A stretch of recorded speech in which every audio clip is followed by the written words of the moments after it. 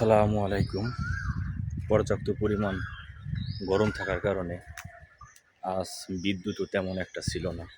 বিশেষ করে আমাদের ফরিদপুর নগরকান্দা তালনা ইউনিয়নে বিদ্যুৎ খুবই খারাপ ছিল।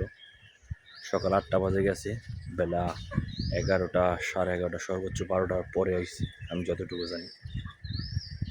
বিদ্যুৎ আসার পর মোটামুটি আবহাওয়া আগের মতোই, তবে একটু বাতাসের দেখা মিলছে। অন্যান্য জেলার অবস্থা কেমন জানি না, সকলেই জানাবেন কমেন্টের মাধ্যমে। আমাদের ফরিদপুর জেলা নগরকান্দা থানার তালনা ইউনিয়ন শাকপালদি গ্রাম প্রচুর পরিমাণ গরম। বিশেষ করে আবার আমাদের অঞ্চলে সোনালি আঁশ পাট যে হয়, পাট একটু বড় হয়ে গেছে আগের তুলনার চেয়ে অনেক বেশি, তাই বাতাসের তুলনা আস্তে আস্তে কমে যাবে। তো সকলেই দেখবেন আমার ফুল ভিডিও। আমার ভিডিও লাইক, ফলো, শেয়ার করে পাশে থাকবেন। সকলে ভালো থাকবেন, সুস্থ থাকবেন। আসসালামু আলাইকুম।